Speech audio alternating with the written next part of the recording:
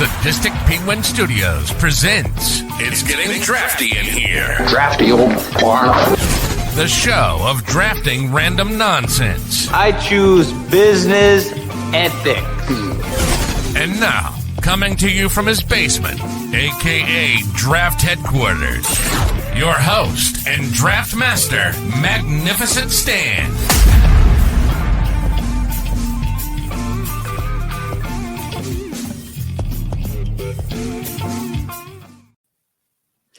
Hello, welcome to episode 59 of It's Getting Drafty in Here. I am your host, Magnificent Stan. Today is Tuesday, November 12th, 2024. And today we're going to be doing one that our guy Sam cooked up here, which is our favorite stand-up comedians. So joining me is, again, Sam Reeves from All Sports Scene. How are you, buddy? I am doing very well, Brian. Thank you for doing this, and thank you for having me on. Please take my wife.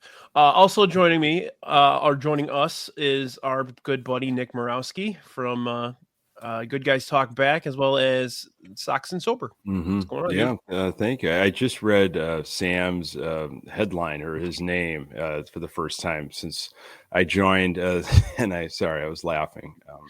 Well done, Sam.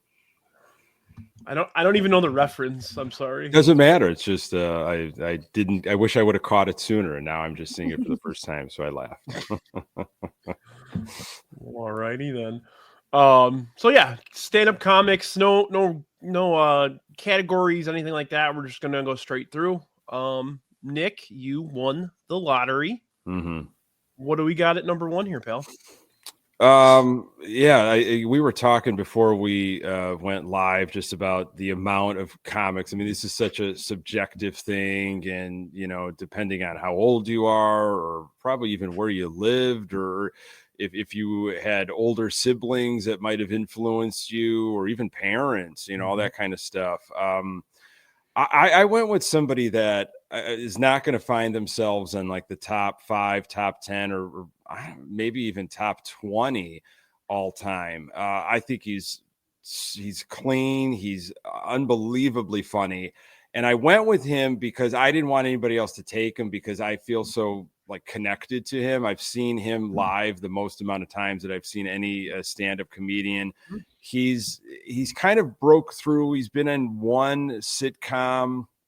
I shouldn't even say sitcom, but a series. He's been on Cars, comedians in Cars Getting Coffee. I think Jerry Seinfeld values him as one of his favorite comedians. So, and it's Brian Regan. Brian Regan is my choice, and I saw him back in maybe early 2000s, on a Comedy Central, when they used to have those. Mm-hmm. When Comedy Central used to do a lot of stand-up comedians, and boy, just his facial expressions, his mannerisms, the way he tells a story, I just laugh out loud, and immediately had to go see him. Saw him at Zany's up in, I think, St. Charles, and I've seen him at the Chicago Theater. I mean, he's started to get some buzz with some Netflix specials and stuff, but his stuff plays, and he could really do a whole best of, and it would kill against some of the all-timers, just not well known, didn't have those TV shows and everything like some of the 90s comedians did, where they got picked up and their sitcom went skyrocketed with syndication. But man, I don't know if you guys have experienced much of Brian Regan, but I love the dude. Yeah, he was one of the long time. Yeah, go ahead, Sam. Sorry. He was one of the first people to have one of the main Comedy Central specials in the late 2000s, when he had the epitome of hyperbole. Yeah, I watched that one probably 9 or 10 times, because it was on Comedy Central for 2 weeks straight, just for them trying to get exposure. Right. So. And like you said, his facial expressions are amazing. He's got great bits, and he's very, very, very good for the niche that he's found for that. So. Yeah, I would say they call him. I've heard him be referenced as a comedian's comedian. Mm-hmm. He really, really put the work. Not I'm saying that nobody else put the work in, but he really, I mean, honed his craft. It was a slow burn. It took him a while to really start getting discovered. And if you go to his website, he is constantly touring. The dude is constantly hustling. He's constantly working. I think he's got a brother that also does stand up and used to open for him. I want to say his name was Dennis. Yes, absolutely. And he played a character in the show Loudermilk, and the guy, and I'm blanking on the actor's name, but he's the main character in Office Space. Ron Livingston. Yes, Ron Livingston. It's a good show. It really hits home for me. And Brian Regan plays a recovering alcoholic, and he nails it, man. This guy can act, as you'll find a lot of comedians can. Like, they go to a dark place, and he plays it well.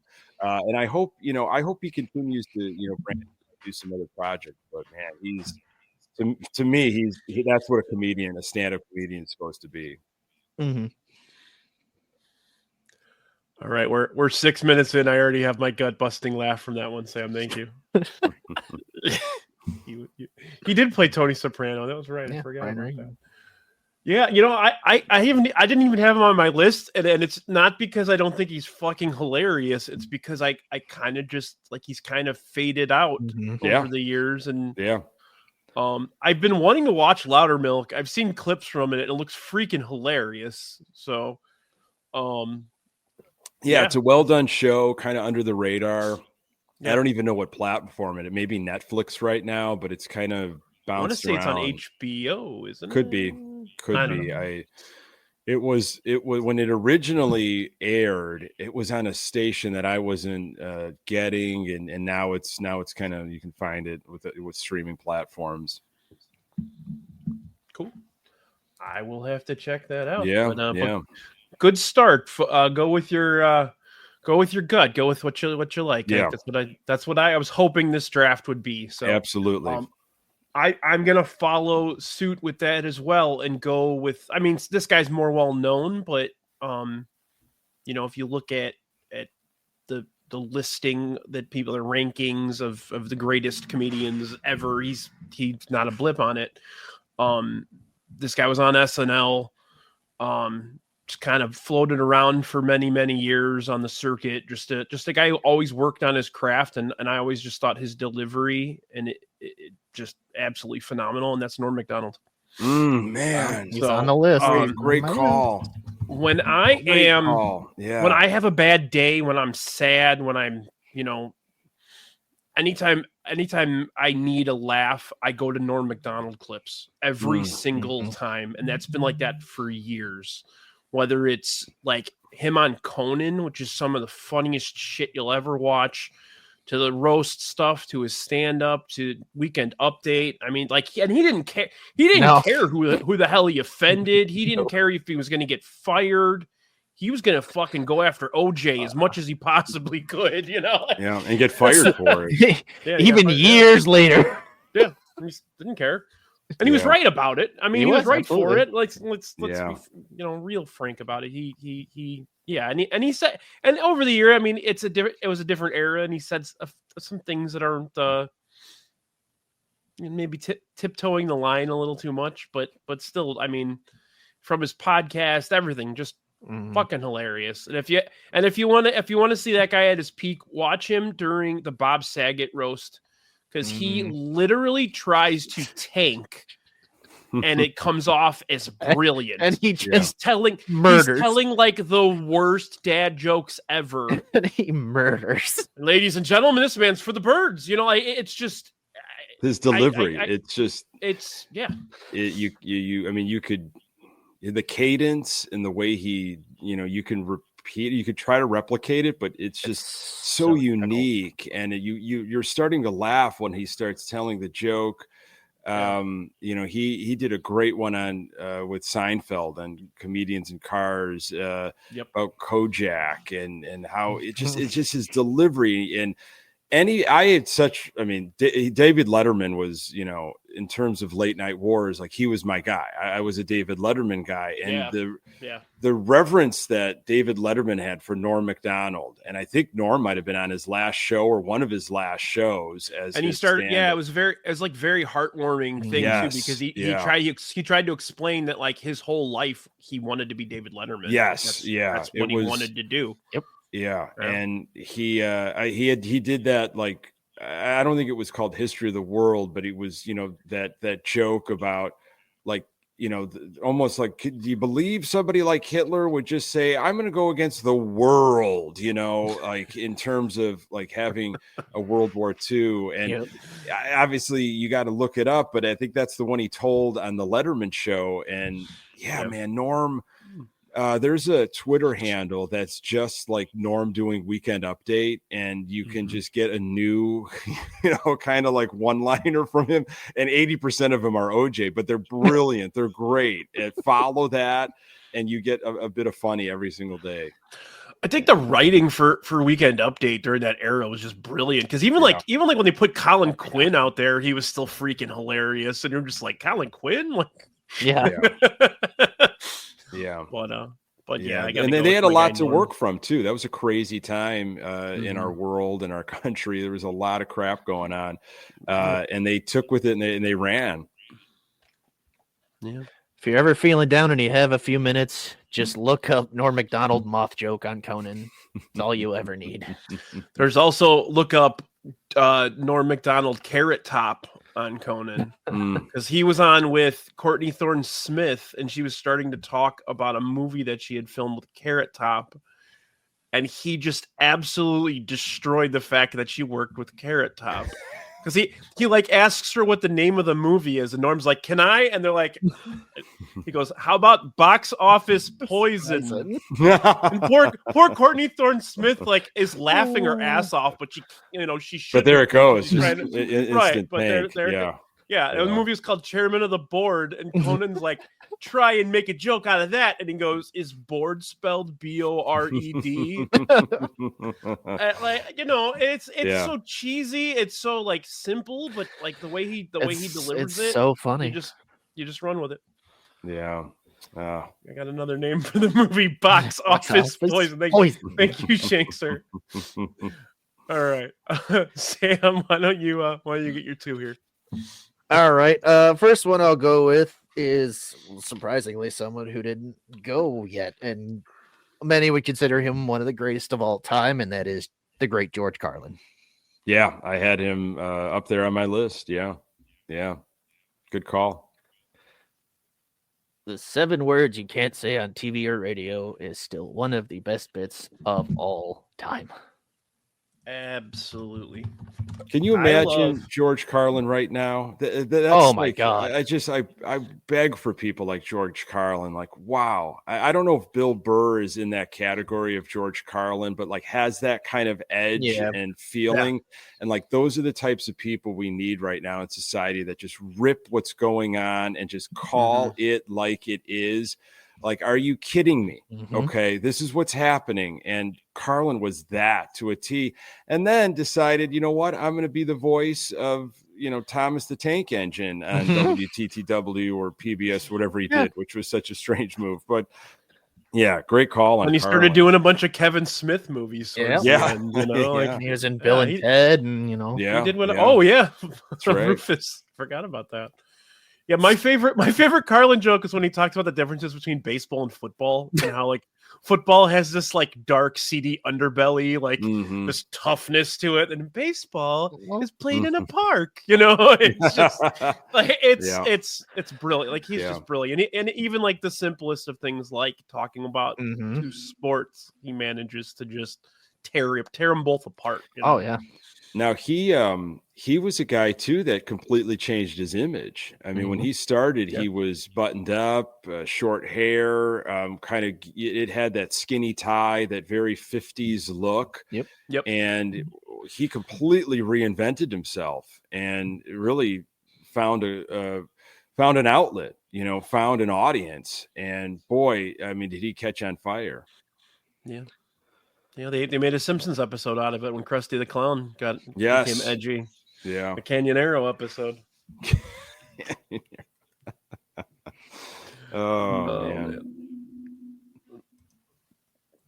Jack listening to George Carlin records in his parents' basement. Yep. Yeah, that was me and my cousin with Cheech and Chong records. Mm-hmm. So, yeah, I mean, he's the ace. I think there's another one that, like, if you were actually ranking the greatest comedians of all time, he's going to be at the top. But there's a couple other ones that are like there. But he's he's there. Absolutely. All right, Sam. We already got our children's show narrator. That's what I was going for. Those are my bit. That's my bit for this is children's TV show narrators. All right. So next one I'll go with. I'm torn between two, but I got to take him, and that's the great Steve Martin. You son of a bitch. Yeah. I mean, I didn't think he was going to last that long anyway, but that's the call. That's the one. Just even the stuff he's doing with Martin Short the last few years is phenomenal. And I mean, God, Steve Martin is so just good at being clean, and then he can just pour it on whatever the hell he wants. Yeah, he goes into that second gear and he just takes off. Yeah, but even in first gear, he's still making you laugh. So. Oh yeah, he came out with the book Born Standing Up, the autobiography, early 2000s. I read that in one day. I just couldn't put it down. Obviously, a comedian that I didn't see live, got to know Steve Martin through the movies. But listening to, my parents my dad who had the vinyl, Let's Get Small, and would tell me about, you don't understand. This guy was a rock star. This guy was playing to arenas, sports arenas, before anybody was doing that. I mean, I don't know if you guys watched the documentary that came out recently, the 2-parter on Apple TV on Steve Martin. And no, I mean, why he left stand up. I mean, he left it at the peak. He was at the top of the game, and you're so big that people are coming to your shows and just doing your jokes. And you're like, in his ability to reinvent himself over and over again, whether it's a cartoon book that he is doing of political cartoons, or he's written plays, and in the whole banjo band that he has, the folk band, and then obviously the stuff with Martin Short and the TV series. I've been told the live shows with him and Martin Short are just brilliant. Yeah, I bought my mom tickets to him last year. Martin Short's nuts too. A buddy of mine at work saw it, and they said that he was doing like tons of physical comedy. You're like, still he's does. Like 70-something years old, like. Yeah, I and then here Martin does the first movie out of stand-up is what, The Jerk? I mean, it just explodes, and that's difficult to do. And Martin, a lot of failure in his life. And, I mean, he started off at Knott's Berry Farm, working in a magic shop out in California. And it just, wow. He would wear a white suit because he just was like, people need to see me because I'm doing these mega arenas. And, I'm like an ant to them if they're sitting all the way in the back. And just crazy, crazy stuff he was doing and he's like, some people might get this, but they will eventually. And I'm just going to keep doing this type of humor until until it actually unlocks in their brain. God. Yeah. It's funny. He's made a lot of terrible movies as well, but nobody really gives a shit because Steve Martin's in it. He looks exactly the same as he did 50 years ago. He looked like he was 50 years ago. It's one of my favorite Martin Short things that they do when they're together. He's like, Steve has looked 76 years old for 55 years. Yeah. He's 100% right. He's the oldest man alive. All right. I'm just going to keep going with the guys I like. You mentioned Bill Burr. I think I got to go Bill Burr here. Yeah. Yeah. First good. Another one just toes the line, doesn't give a fuck if you care if he toes the line or not, you know? Nope. Like He literally towed the line on SNL on Saturday. Yeah. Didn't give a shit. Yeah. I mean, I think we as Sox fans love him for his anti-Cubs rant. You know, that joke, that stand-up bit he did that just he put it on a tee, just perfect. Said it exactly. And he's from what? Boston? You know, he's from the East Coast. Yeah. And Paper Tiger is one of my favorite ones that he's done. Him, it's all about delivery and attitude too. It's and it's confidence too. A lot of comics are self-deprecating. He's not. He's very confident out there, and he knows his shit's funny, you know. So yeah, I had to go Bill Burr. I've been watching a lot the last couple of weeks of stand-up comedy, and the gut-busting moments of the times watching have been Bill Burr. So like, you know, I was like, all right, let's do this. Yeah. He's Have you ever seen him live, Sam? I've never seen him live, no. But his, like, even what was this, like 2016 or 15, I think, is when he released Paper Tiger on Netflix, and that's like one of my favorite ones he's done. And he's getting better. It's the crazy part. Like he's like near the twilight of his career at this point, and he's getting better. And we got a Star Wars cast member now. Yeah, we do. Also famously, Nick Miller's cousin in New Girl. It's good for you. It's corn. He's in a show. Is it Old Dads? That I've been told is actually pretty damn funny. I think that only got like a season or two out of that show, though. Yeah, I got to check out. Yeah. But yeah, you know, I think that analysis, Nick, when you said that he's kind of the modern Carlin, that's kind of similar to the style. I would say very similar. Yeah, comedians that, you know, there's all different types of styles, right? And comedians that have their finger on the societal pulse and can really articulate and paint a picture, you know, of what's going on. Like, let's just cut it. Like, let me boil it down to what's happening and how I see it, and deliver it the way he delivers it in his, just in his cadence. I mean, it's very reminiscent of what Carlin was kind of doing years ago, at least from what the video and the audio that I got. Right on. Definitely. Right on. I agree. All right. You want to, you got two here, Nick. All right. So I've got a few on my list still that, you know, I have seen in person. I'm going to sit on those. There's one that deserves to be probably said already, but I might save that. This one, before my time, although just died very recently. I never saw him do stand-up. I think he got very well known for, you know, his TV series and some of the movies that he did, namely, you know, Elf, which is like it's mandatory watching from like Halloween until January now. But I read his book, his autobiography, back in the early 2000s, and I've watched and listened to so much of his stand-up. It just hits me. His dry, patient, just the style that he did. Bob Newhart is my pick, and you know, to do what he was doing with all of those phone bits, and you know, it was really patient humor. It was in that like that 50s era, that early 60s, you know, Second City was just kind of emerging, that like hip culture.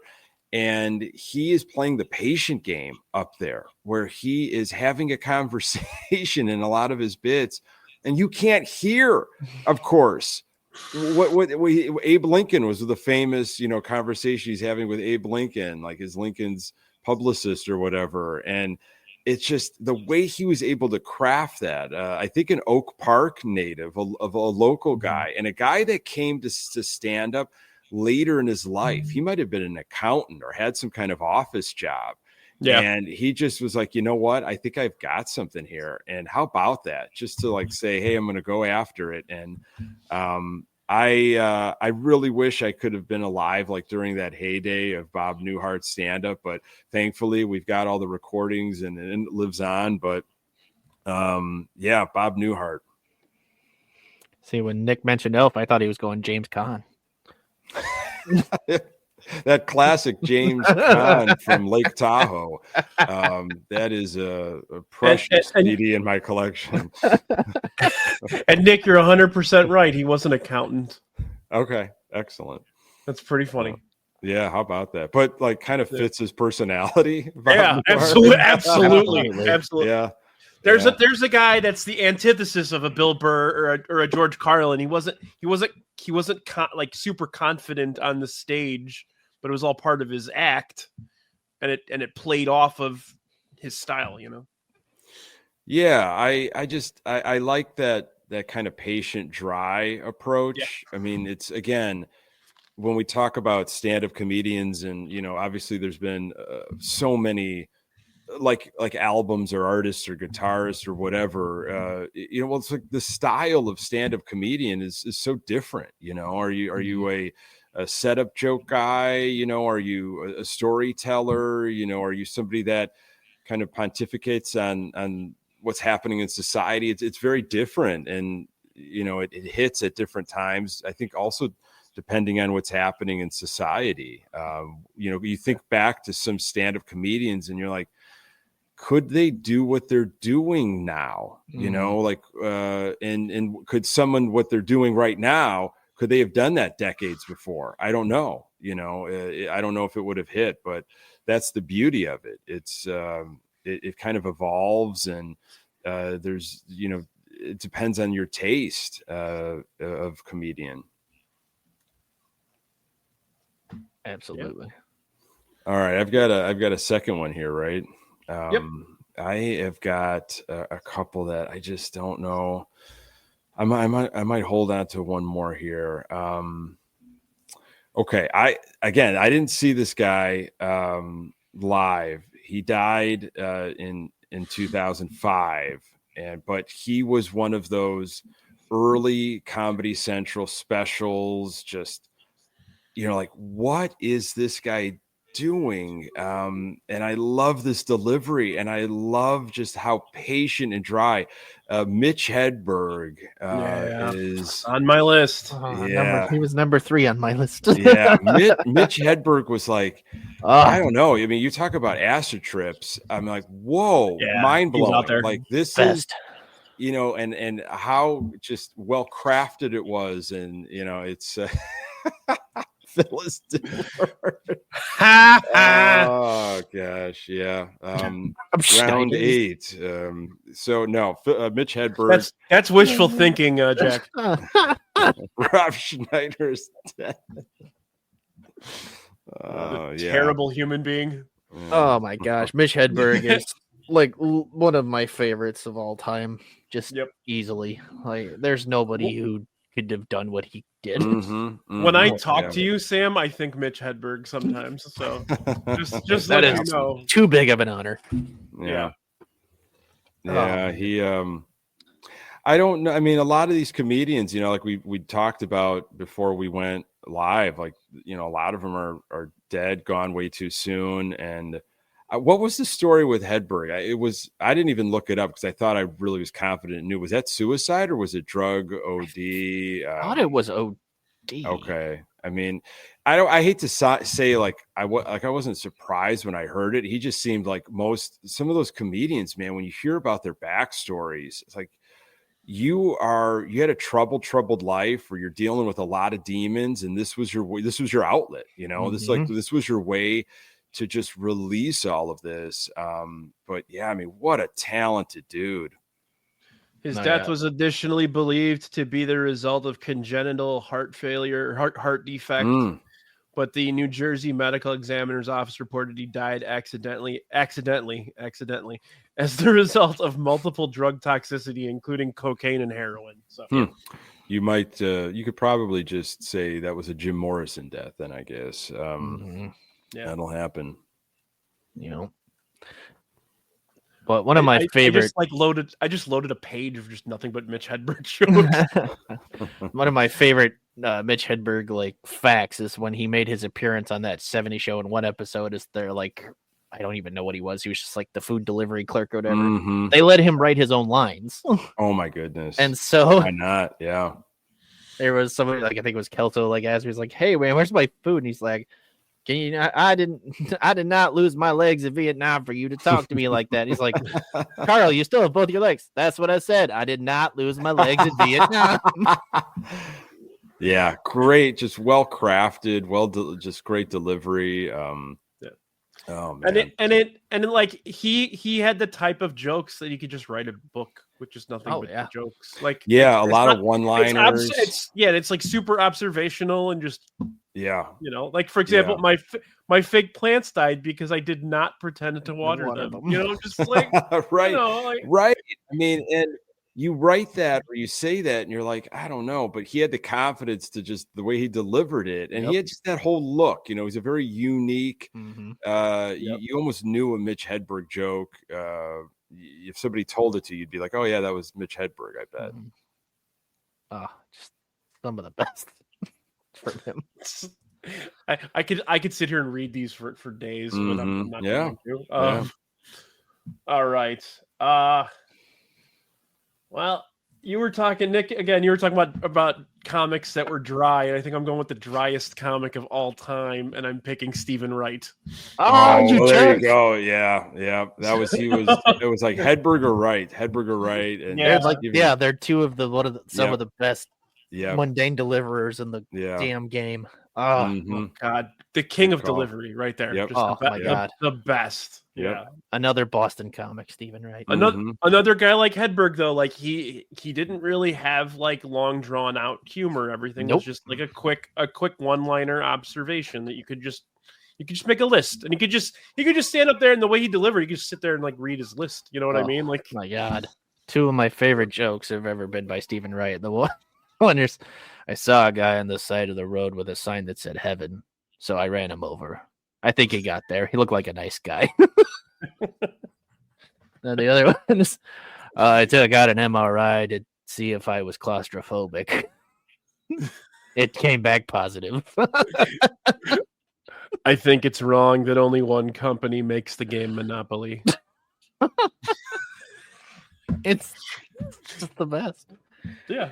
The damn best. Oh, yeah. I of course, guy on the couch, Yeah, he was one of those guys I was like, how is he still alive all these years later? Still there. Still around. He was in a movie where he played like a cop or something at a desk, and it was so damn funny. We lose Nick? Yeah, I think we lost Nick. Maybe we died of. Oh, okay. All right, Sam. You want to move on here? Yeah.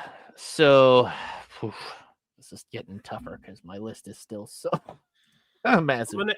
I'm gonna just go ahead and add another round now. Just perfect. I think we're gonna.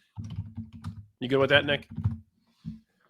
Yeah. Sorry, I've got a 2.5-year-old that's screaming upstairs, and I don't want to. I don't want the audio to be unless he's responding to somebody's list. I don't know. All right. All right. I'll go with it. This man is known as the #1 club comic of all time. Is now ripped. He's some of my comedians' favorite comedian. They love him. I love him. I've seen him several times now, and that's Dave Attell. Maya Angelou is hilarious, Kevin. She really is. Dave Attell will work in clubs for the rest of his life and be the happiest man of all time. He doesn't want to meet you. He doesn't want to talk to you. He wants to make you laugh and then leave. And then leave. That's kind of how Dave Chappelle is now, too. Yeah. I love Dave Attell so much. Yeah, he's What was it? Insomniac? Insomniac. Was that the show that? Yeah, Yep. I love that show. was Great great. show. Yeah, he's a real curmudgeon and very doesn't much so. care. Nope. And it's just like, this is who I am. This is the lifestyle I'm going to live. And that's the commitment. But you know what? He's living it. Mm-hmm. And for the first time ever, he did a Netflix special. It came out, I don't know if earlier this year or last year. And he said, I only have 38 minutes. And they said, well, our minimum is 40 minutes. So he's like, I'm doing 38, but I'll be able to fill 40 minutes. So he just played the recorder for the last 2 minutes just to get to 40 minutes. Is it actually on the? It's actually in the Oh, I need to watch that. I've never seen that. That's funny. It's the fucking funniest. And he literally brings that recorder to every show and plays songs on it and then delivers jokes just because he can. Oh, He is one of my favorite people to watch. And I think this is probably the person who's ever made Caitlin laugh as hard as she has every time we go see him. And he could tell us the same jokes and I'd laugh every damn time. I love David Till so much. Right on. How many times have you seen him? I think we've seen him 4 or 5 times now. But yeah, he's at the Improv in Schaumburg a lot. And then we saw him on Burt Kreischer's Fully Loaded Festival this year in June in Savannah, Georgia. So, Oh, Bert. Man, that felt good to get that pick in. There you go. You got who you wanted. I got my Norm Macdonald. The rest of the draft, I don't really care what happens. Oh my goodness. All right. I'll go now. Boy. That's why I added another round, buddy. This is difficult, but all right, I'll pick another person I've seen, I think, 5 times now. From Chicago and Vegas, Minnesota. I've followed him to see him everywhere, and that is one of my favorite people, John Mulaney.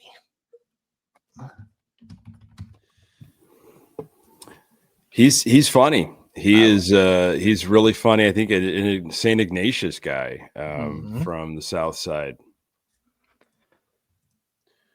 Yeah, I've just recently gotten into him more, and another guy just deliveries phenomenal. Oh yeah, and his observational humor is up there. The minute the election ended, I watched the Horse in the Hospital thing over again, and I there's a horse in the hospital. So good. The horse used the elevator. I didn't know he knew how to do that. Oh man. And then his newest thing, talking about his time in rehab and trying to be like coy about it. And he goes in the room. Hi, everybody. I'm John M. And nobody fucking knew who I was. One of the few guys that got clean and got funnier when he got clean. Oh my God. And, yeah. You know, his friendship with Nick Kroll and like Pete Davidson, the things they've been doing to us, it's all just been great. And I think he's now getting a new talk show on Netflix starting next year, so that'll be even more fun to see. But yeah, I love John Mulaney so much. Now, did you happen to see Thelma Krause at the Improv in Schaumburg? Or? I booed her there, actually. Oh, nice. Okay. 3 Tomatoes had her too. Very disappointed. Well, it's my turn now. I'm stuck now. All right, I'm gonna go. Yeah, I love Louis C.K. Oh, yeah, he's on my list. Stoop's gonna be happy. I gotta go. I think I just got my buddy Kevin's vote. One of the Stan Allen fairies. No, I think I got Kevin's vote. Ghost. I'm pretty sure Kevin's favorite comedians are Norm Macdonald and Louis C.K. So, yeah, anything that guy does is funny to me. Like even like when he was on like Parks and Rec, he was. Oh, I know. As the cop, he was. As the cop, yeah. I mean, even that was fucking funny. Like but his show, both of his shows were hilarious. Oh, Louis is great. The stand up. I mean, he's one of those guys that just walks into a club and wants to do stand up for 40 people in New York. Yeah. So if you're like sitting in a club in New York, Louis C.K. is going to walk in and just sit down, you know. Jesus Christ, Kevin. Kevin's had the honor of watching him masturbate. Yes. Yeah, I think there was something that went down in Improv Olympic in Chicago, where he was. I don't know. There was some sort of. I don't know if he took it out or there was some sort of. I don't know.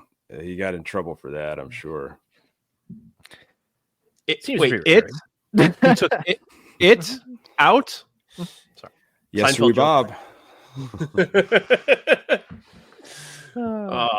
All right, Nick. Oh boy. Oh man, I don't know where. I don't even know. Well, I shouldn't say that. No, you might know this comedian, bizarre, off the wall comedian. Saw this comedian in Vegas. He has died a couple of years ago. He had a Comedy Central special. You know, again, when a lot of comedians were kind of blowing up, and it just what he was doing. I don't know. It just hit me. I'm like, this is really creative. I love the stuff that's off the wall and different. And I don't think he ever really, he didn't really evolve much. He kind of had this one thing and he kept doing it. Even like when I went to go see him in Vegas years later, I'm like, oh, you're still doing kind of the same set, but this is funny stuff. The Amazing Jonathan. Yes. I've heard the name. Yes. His shtick is insane, but it's so funny. It's really, really funny. And a couple years ago, I stumbled on like just a real DIY documentary that I don't know landed on Amazon Prime or something on Amazing Jonathan and him making this like comeback, and he's been sick, and oh wow, is he just the timing, how quick he was, and his routine was great. It was very fresh and original. Yep. And that documentary was created and directed by another stand-up comic, Steve Byrne. Oh, okay. There you go. Made that for him. So yeah, they've been great friends for a long, until obviously Jonathan passed away. But yeah, that Comedy Central hour that he has is one of the things I found when I was like younger. I think I was like 11 or 12 when that first like popped on Comedy Central late at night. And I was like, what is this? And I was dying laughing as like a 12-year-old kid. Like, what am I watching? And it's so fast. And I know, honestly, like I didn't get some of the stuff when I first saw it. But you go back and watch it years later, or you hear a reference or you hear a song lyric or something. You're like, oh my God, that's what he was talking about. Damn, that's even funnier now that I know what the hell he's talking about and referencing. He had like the microphone. I don't even know if it was improvised or some of it felt like he just was on the, improvising. The microphone slipped and fell to like crotch height, and he's like, hey, look, Talking Heads, and he like moves the microphone back and forth to this other guy that he brought up to be like, like, man, that was really, really funny. Joey Gladstone. Come on, Kevin, cut it out. Oh man. He does. Do you know that Dave Coulier, sorry to go off point here, I looked up The Amazing Jonathan. I've seen him. I just don't remember. So I need to go back and watch. But the minute I saw his face, I'm like, I've seen this guy, and he's funny as hell. He's very expressive. He's very eccentric. So every single Richard Pryor movie that's ever been made, when they do the dubbing for TV versions of the movies, Dave Coulier does the voice of Richard Pryor. There's no way that's real. That can't be. It is absolutely. He was on Oprah talking about it. It's actually real. It's one thing to like realize that Alanis Morissette wrote a whole album about Dave Coulier. Right. Now you're telling me he does the Richard Pryor's. If you watch watch Hear No Evil, See No Evil on like TBS or something, and the dub over is Dave Coulier. Wow. Is Dave Coulier the most interesting man in the world? Apparently. Oh, wow. Weird Canadian feller. Man, is Dave Coulier sneaking into my fifth round here? Oh, no, boy, you really.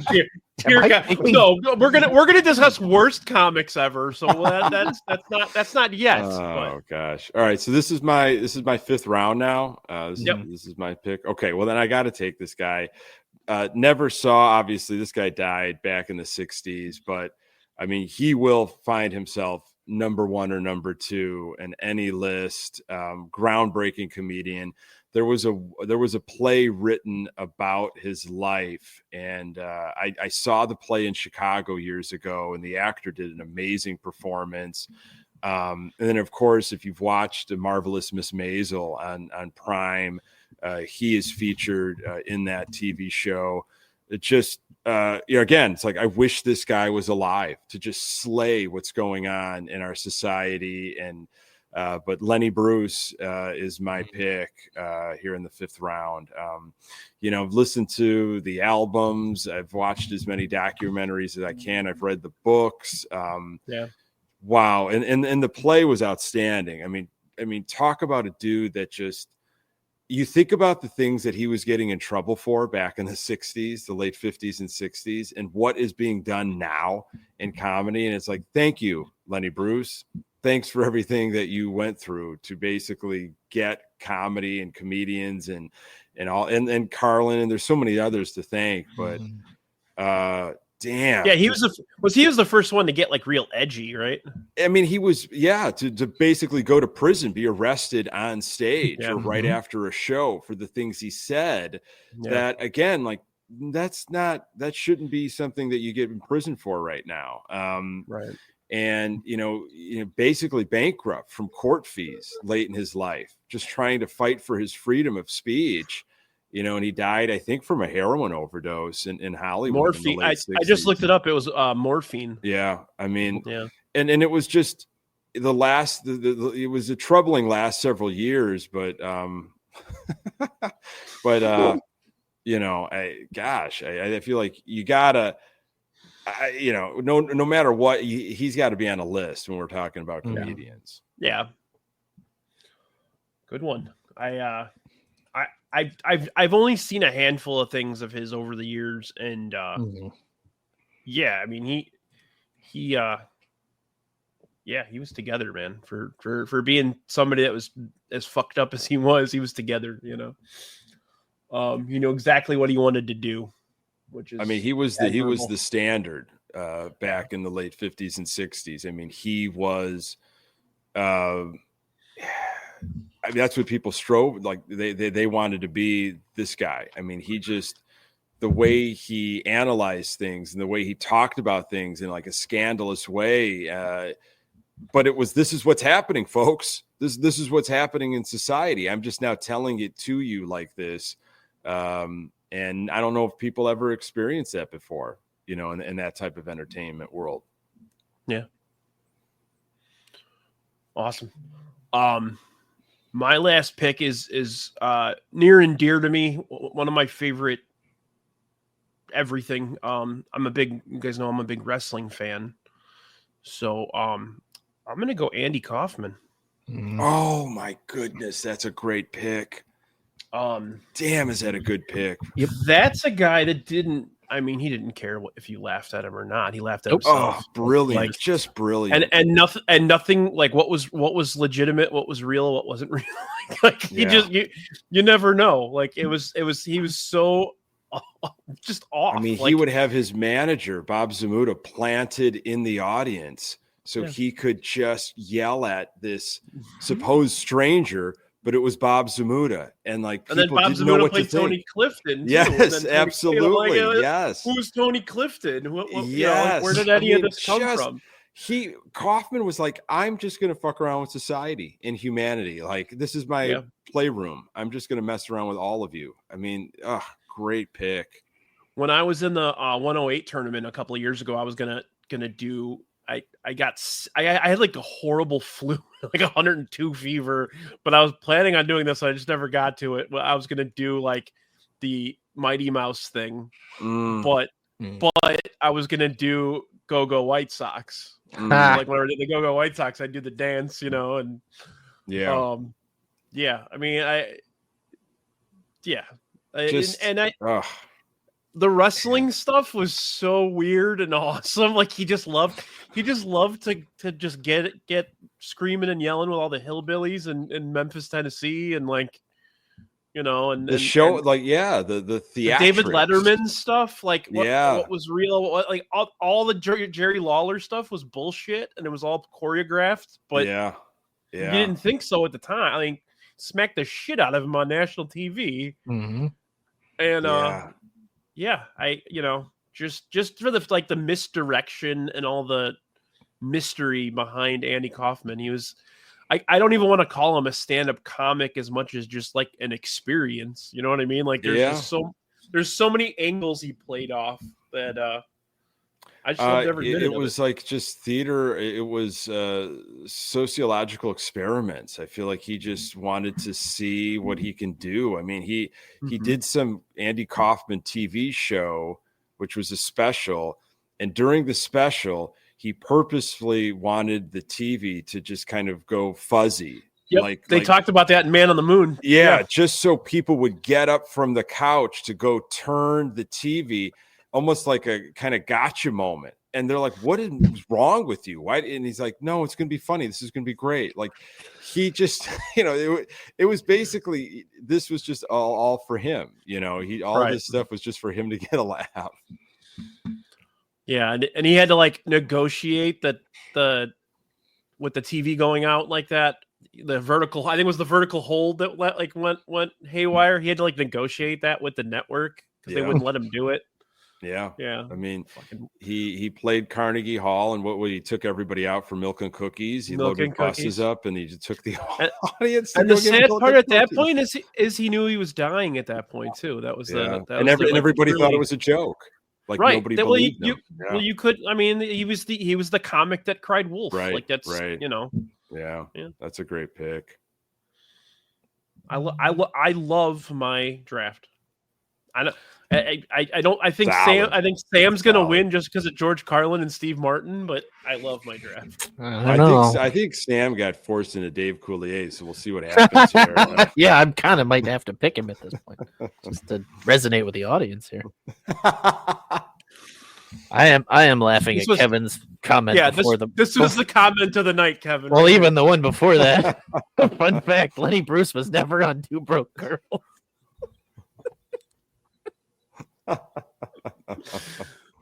Facts are facts, by the way. That is a Facts fun are fact. facts. Yeah. Kevin, please start writing articles for the Sadistic Penguin Studios website, please. Pretty please. They don't even have to make sense. Yeah, they don't. Write whatever you want. Prefer that they don't. Please start writing for us. I'll actually start. I'll pay you. Please write for us. Out of my own pocket. I'll just steal all the Gordo shirt money. Here, Kevin. We were gonna give this to Gordo, but we were gonna give this to our guy who's having surgery. You need it more.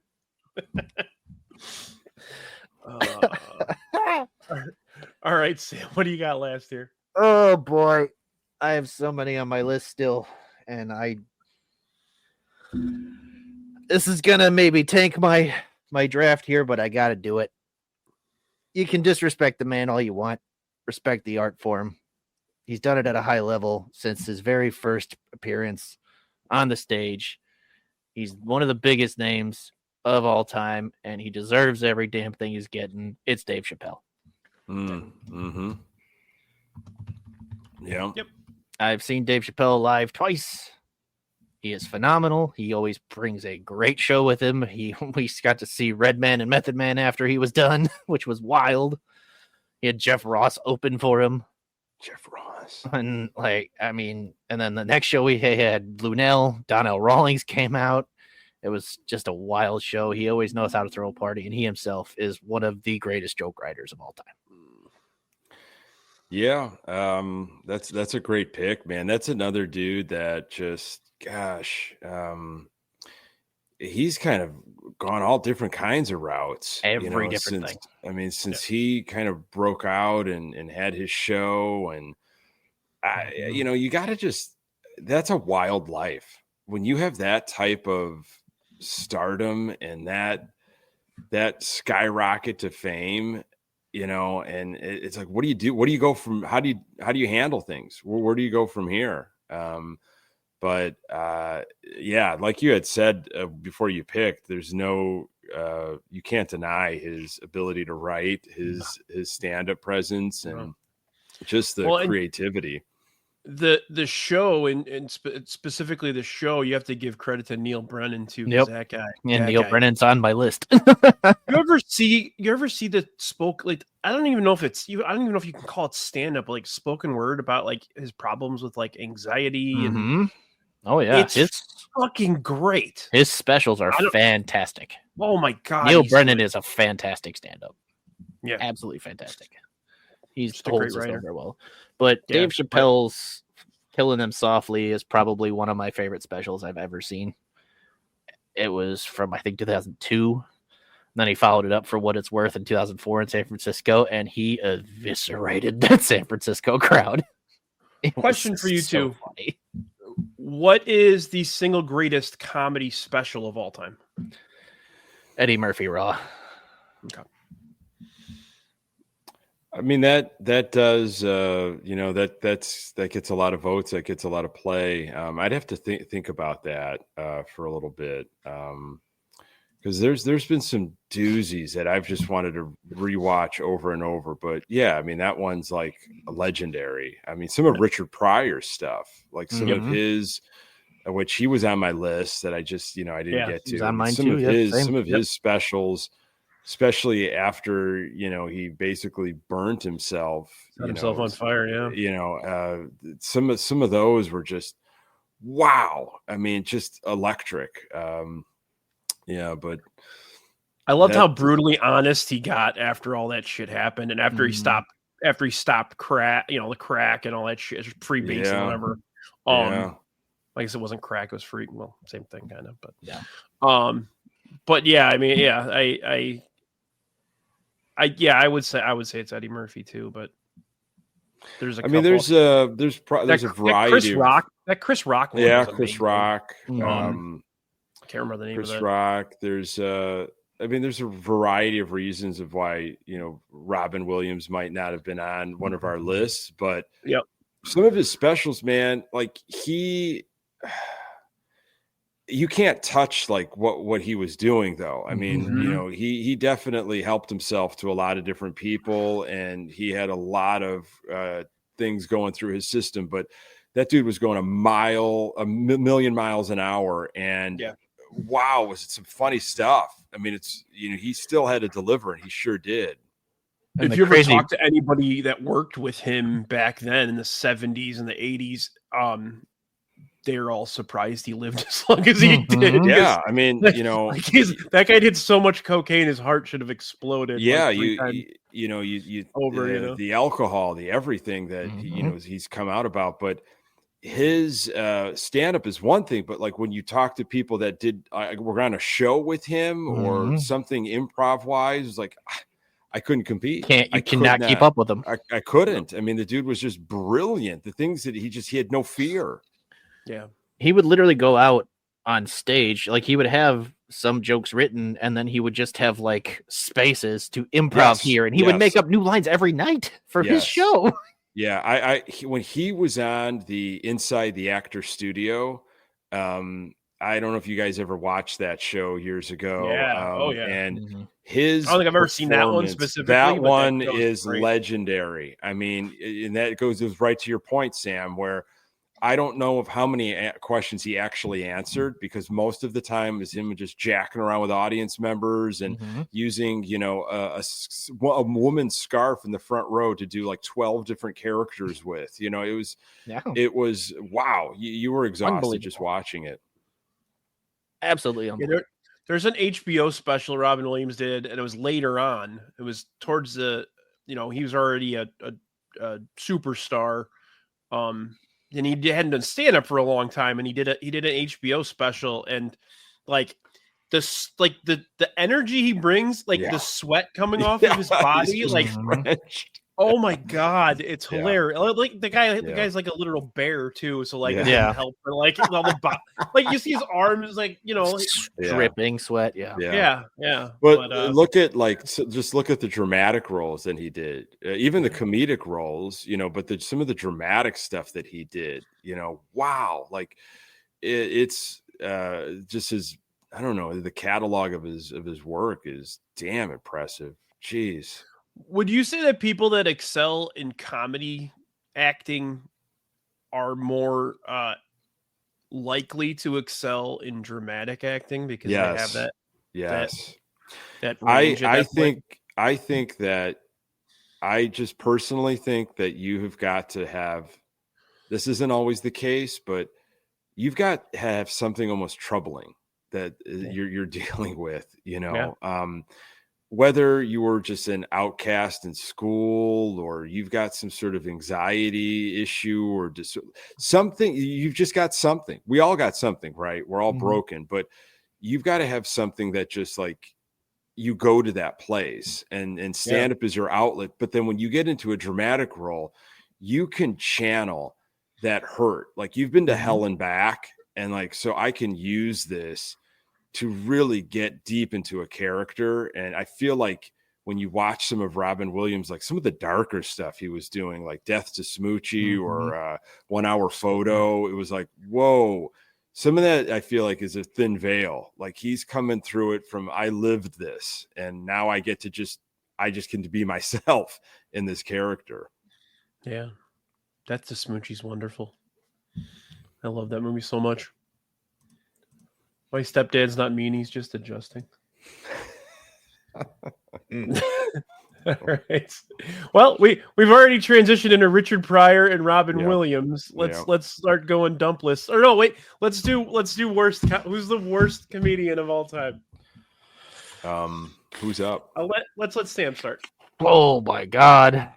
I mean, it's really funny to say like someone's the worst of all time who's had an incredibly successful career and is still going somehow. And to me, it's Carrot Top. He was on my list. Yeah. I mean, it's prop comedy. He's the only one who can do it because nobody else is going to do prop comedy. Like, no thanks. You got this, Carrot right. Top. You got it, man. You perfect this. You do that. Keep it up, buddy. Keep it up. Well, with Carrot Top, you can go back to the icon of prop comedy and someone I mentioned to you guys in the pre-show. That's Gallagher. 100%. Gallagher, I actually thought Gallagher was hilarious when I was a kid. Oh yeah, his special. If you watch it now, if you watch it now, it's just bad. Mm-hmm. Like his comedy has no depth to it at all.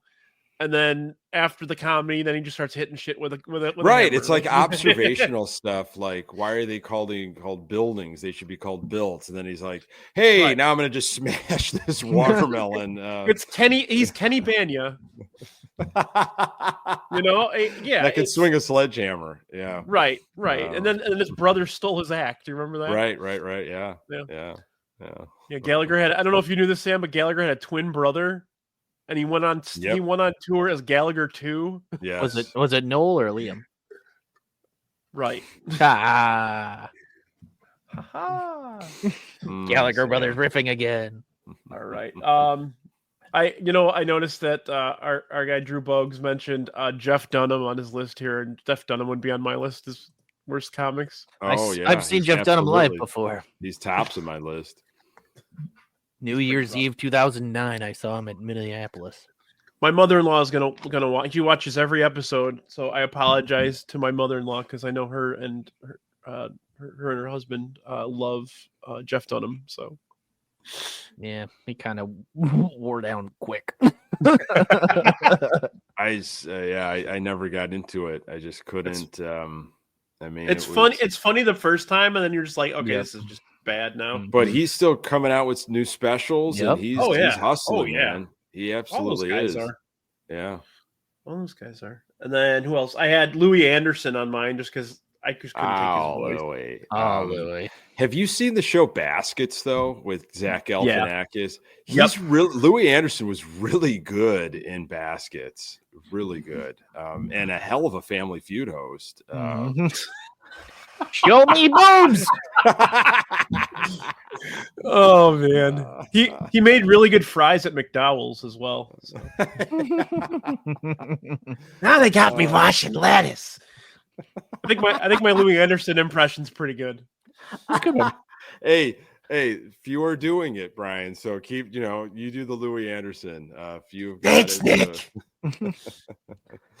Oh man, I mean, I have like, I'm.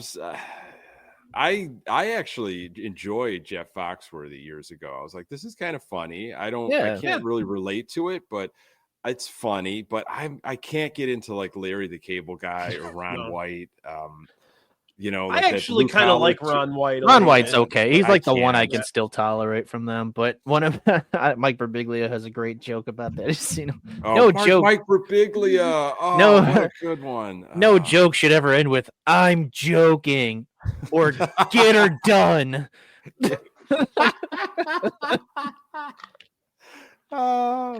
He's a smart comedian. Oh, dude. he's He fantastic. is, man. He's really, really good. I saw him live in Milwaukee a couple years ago. It was fantastic. Oh, thank you, Drew.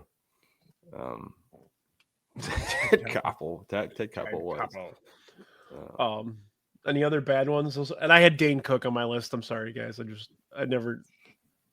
I go to watch Dane Cook something. I'd be like, I can't. It's very easy to make fun of Dane Cook. Yeah.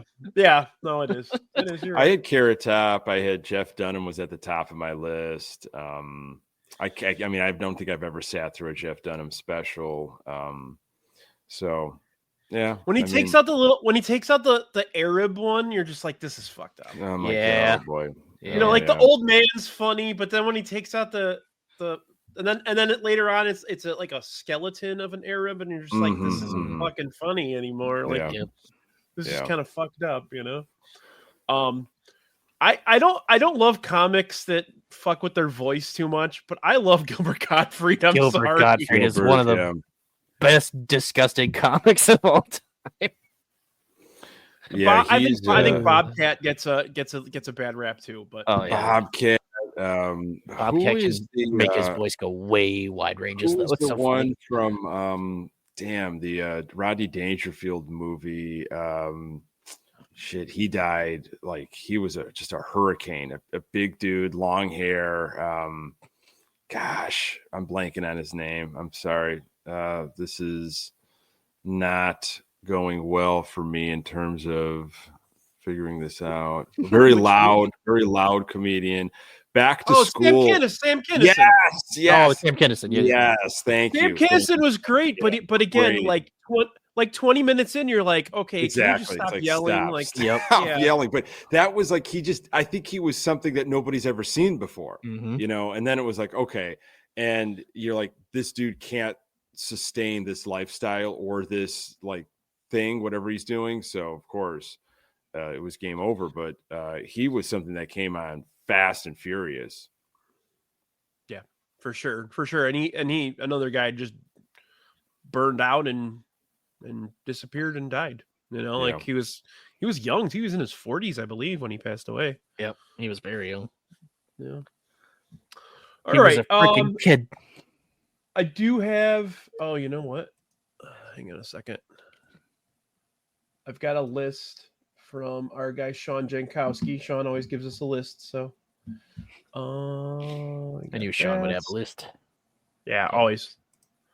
Yeah, Always. okay. So Taylor Tomlinson, man, I've been watching her lately. She's funny as hell.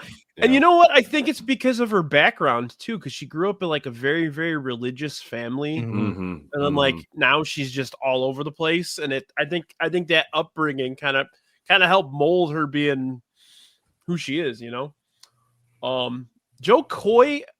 Some of it's funny, some of it comes off as like it's a little racist, like a little bit. But I'm familiar, but I don't think I couldn't tell you much about this. Don't let the Golden Globes sway you from watching Joe Coy do comedy. He was only given 8 days to prepare for the Golden Globes. Hey, where are you guys at on Ricky Gervais? I love Ricky Gervais. Yeah, Ricky Gervais is great. Okay, I love him too. I was like kind of embarrassed I didn't even have him on my laundry list here, but I mean I just think he's just so damn funny, and he does not care. You're right. I love that, and I love it. I love that. No. But I think that's actually part of being a successful comic is if you start to listen to the criticism, you're just like that's not what you got into this for, buddy. You know, yeah. But yeah, let's go dump lists now. I'll start it off. I had Jim Jeffries. Mm-hmm. Good one.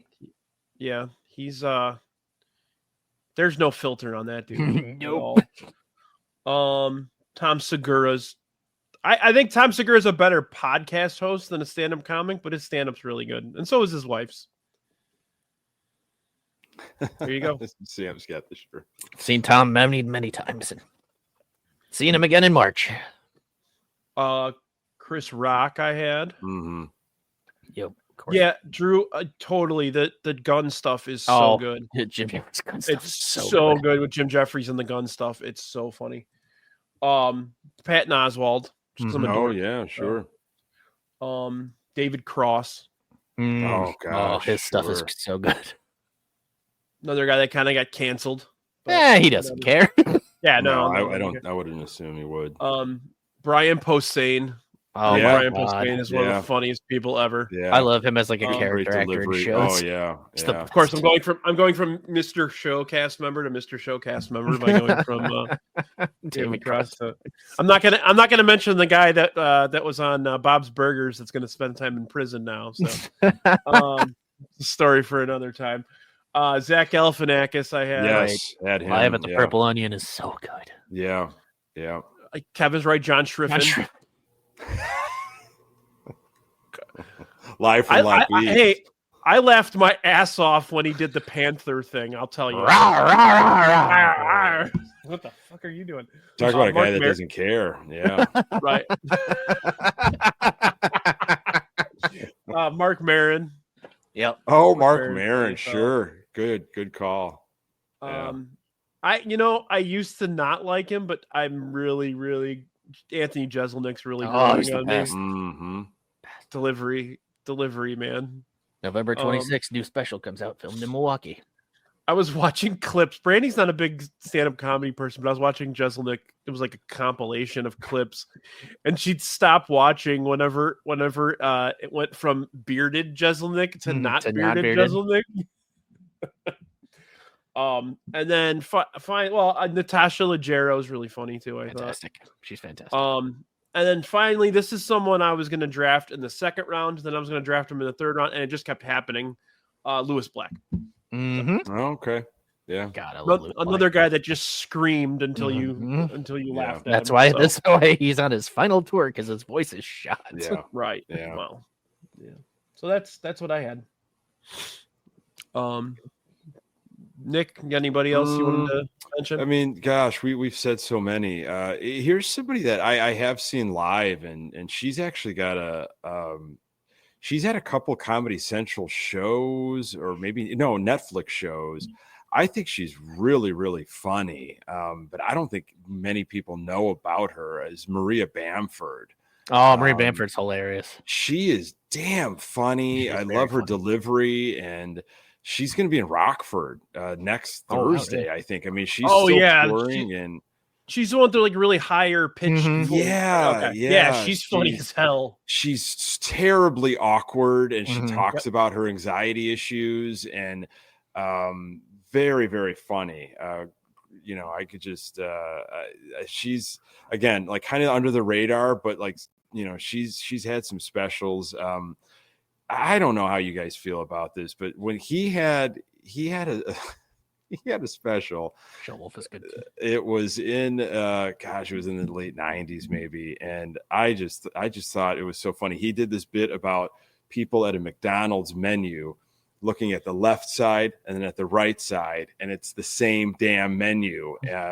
But Sinbad had a couple of specials that were just like, damn, this is funny shit. And that was again when like those Comedy Central big hour specials were blasted out. Yep.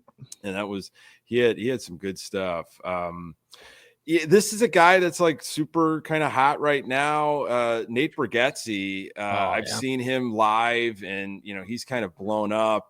His podcast is great. He was just on SNL, I think, last season with a funny bit as George Washington. And then he had his second hosting gig this past weeks ago, like a month ago. And he's done really well. He's got a couple Netflix specials now, and it's like one of these, like, are you going to kind of burn out because you've been, so everywhere? But his delivery, just his face, is everything is he's super funny to me. Yep. Okay. I don't think I have really any. We said Galifianakis. Yep. Yeah, I mean, you guys The mentioned stuff a with lot the of piano with Galifianakis was always the best. Yeah, hilarious. he had a couple, like, I mean, even that music video he did. What was that music video? He was like in the fields, like on a tractor, and it was like he had that musician, that artist ask him to do his music video. I can't remember who it was, but it's like, dude, this is like really, really different. It's he was just experimental stuff. I mean, it was with Kanye West. yes, Kanye. I gotta watch that have you now. seen that? You've seen that? No, I have not seen that, but I need you to haven't now. seen that? No, but I'm definitely gonna watch it after this. Oh my gosh, it's so good. It's so good that he asked Galifianakis to be in this music video. That's insane. And it's basically all in a field. He's like on a tractor. Oh, It's so good. It's like, that's this amazing. He did like he did a couple videos on YouTube where he's just really deadpanning, bombing, and there are clips that he'll show how he mashed it and edited it. It is like black and white, silent, and it's just the audience that he just is like, nobody is laughing, nobody is, and he plays to that. And I'm like, that's really, really creative. I mean, that's a smart way of early on, like using YouTube to just get your notoriety out. You're not able to get into clubs and stuff, or some of your stuff you can't do on stage, but I can do these videos and I can get my name out there. You like that Between Two Ferns and all that Yes, stuff. absolutely. Oh, Yeah. good. Yep. He makes Amy Adams say, "No, you can't come on my tits." Or was it fart on my tits? I don't remember. Something like that. Oh my god, it's so funny. He just right. You know, on my list I forgot Sarah Silverman as well. Yeah, absolutely. Another Mr. Showcast member. Good stuff. Right. Good lists. All right, I got a dump list. I got a bunch of names, so I'm just gonna shoot through them. Richard Pryor, Yep. Adam Sandler, Chris Rock, Whitney Cummings, Nikki Glazer, late great Glazer's Don Rickles. hilarious. Oh, Don Rickles is the Jesus. best. Love Rickles. Anthony Jeselnik.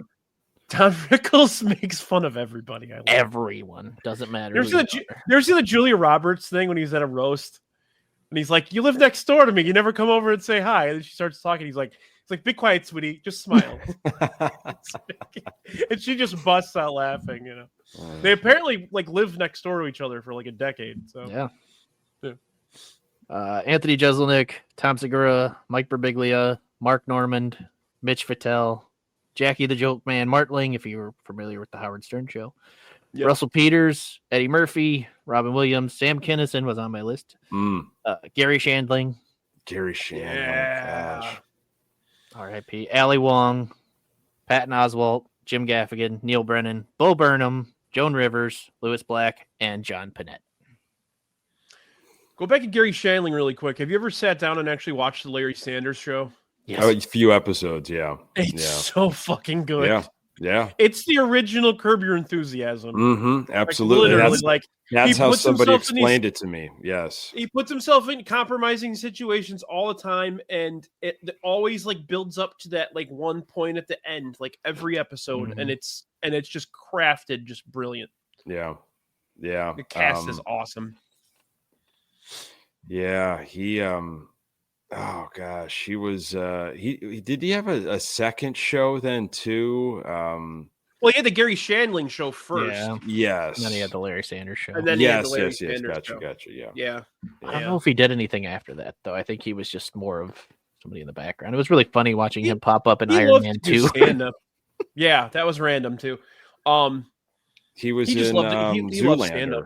Zoolander for a hot second. He was like one of the judges on the one of runway. the judges in the He was like run, giving I it. don't remember that. Wow. Yeah, he was scary. How weird of a situation is that? Yeah. Well, all right. This was a good one. I had a lot of fun here. Yeah. We could probably do another 5 rounds. We're I still, know, Absolutely. Great board. I mentioned in the pre-show of doing a comprehensive SNL one. Either of you guys interested in that? I could. Yeah, I'd have to.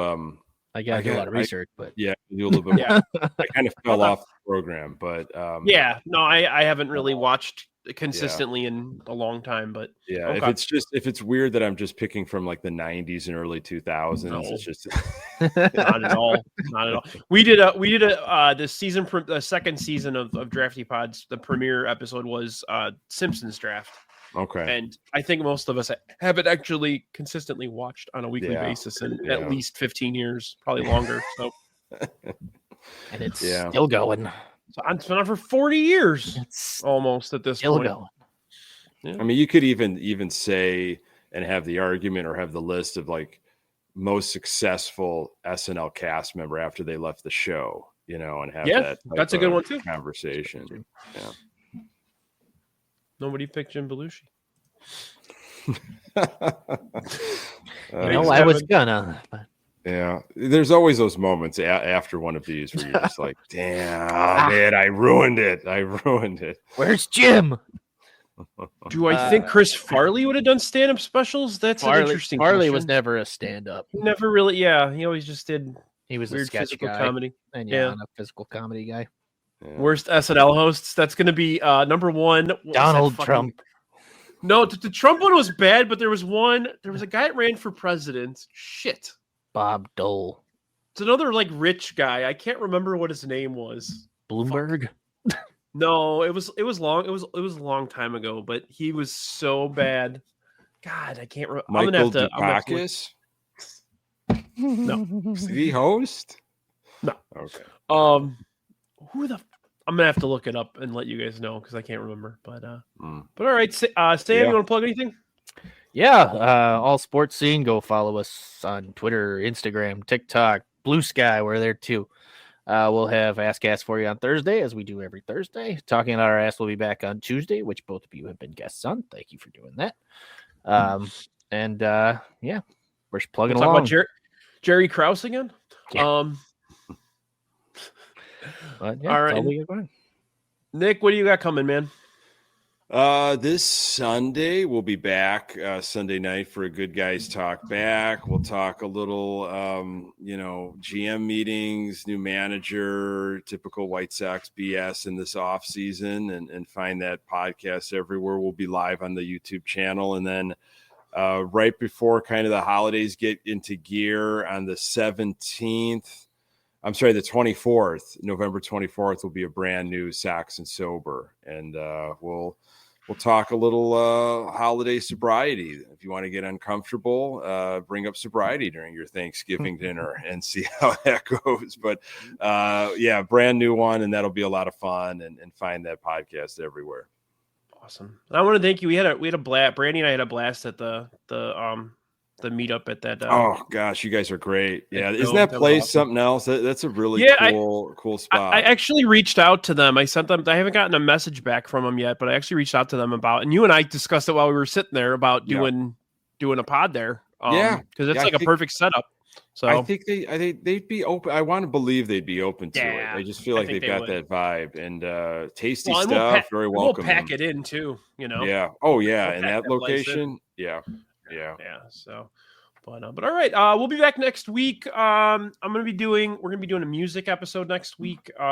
Piecing together your the ultimate super band. So the components of the band, like singer, guitar, bass, drummer. So we're working on that one. I'll give you guys a little more info as the week goes by. I am going to be doing a Thanksgiving episode in 2 weeks. Mailman Jack's going to be on, as well as Sam's lovely wife, Caitlin. All right. So we're going to do, it's basically, it's going to be pretty much the same draft I did a couple of years ago. We did a Thanksgiving draft with Roxy, and Zoe, right? Zoe. Yeah, Zoe and Roxy. So we're gonna redo that one. I'll give you guys more info on that.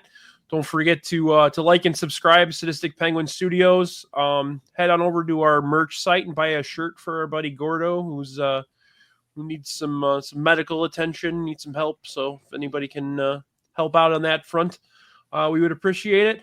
At the show, I believe he's going to be back on Friday. Tony's still rocking it with all the hookup on music as well. So be on the lookout for much more content from us. I'm going to be writing a series of articles, series of blogs, reviewing Hallmark movies in a comedy manner, I believe. So hopefully you guys will laugh. But, wonderful. Wait till I go on a rant about Candace fucking Cameron, and then we'll see what happens then. But yeah, thank you everybody. Thanks Sam. Thanks Nick. And this is episode 59. Thank you so much. Good night, everybody.